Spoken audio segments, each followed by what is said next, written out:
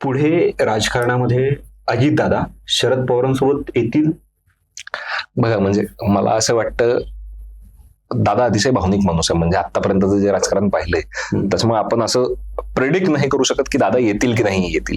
पण मला वाटतं वाट वेगळी जर निवडलेली असेल तर ती वाट वेगळी ठेवणं हे कधीही एखाद्या राजकीय नेतृत्वासाठी चांगलंच असतं.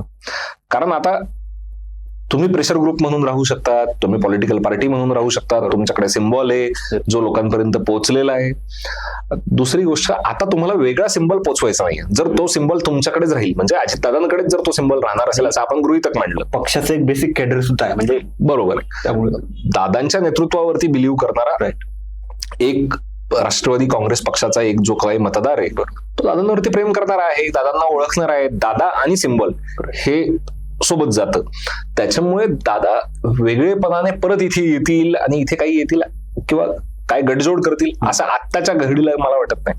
म्हणजे काय होऊ शकतं, तर पोल अलायन्स मध्ये दादांना एखादी संधी असू शकते. राईट.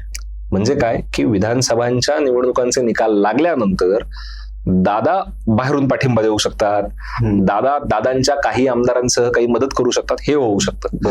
पण दादा अगदीच राष्ट्रवादी काँग्रेस शरद पवार पक्षात येतील आणि घड्याळ विसर्जित करतील किंवा घड्याळ कोणाला देतील असं वाटणं मला वाटतं इमॅच्युअर आहे पॉलिटिकली. दादांना एक संधी नेहमी ती असेल, पण आपल्याला हे समजून घ्यावं लागेल की तेवढं दादांचा पाठिंबा घेणं काँग्रेस, राष्ट्रवादी आणि शिवसेनेला अयोग्य वाटणार नाही.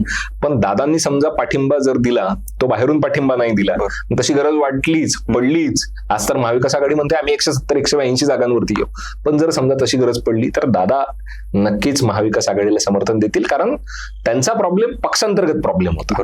दादांचा प्रॉब्लेम हा नव्हता की मला काँग्रेस, शिवसेना यांचा काय प्रॉब्लेम. दादांचा प्रॉब्लेम राष्ट्रवादी पक्षातला होता, नेतृत्वाचा प्रॉब्लेम होता. तो ऍक्सेप्ट झालेला आहे. दादांनी आता त्यांचं नेतृत्व सिद्ध केलंय, ते पक्षाचे अध्यक्ष आहे. निकाल जर समजा त्यांच्या विरोधात गेला तर मग पुढच्या बाबी सगळ्या वेगळेपणाने आहेत. पण आता जर निवडणूक लढतात तर राष्ट्रवादीच्या चिन्हावरती निवडणूक लढतील हे जवळपास क्लिअर होतोय. मला वाटतं काहीतरी 10 तारखेला त्याचा खटला सुप्रीम कोर्टात निकाल आहे. तो काय लागतो त्याच्यावरती बऱ्याच गोष्टी डिपेंड आहेत.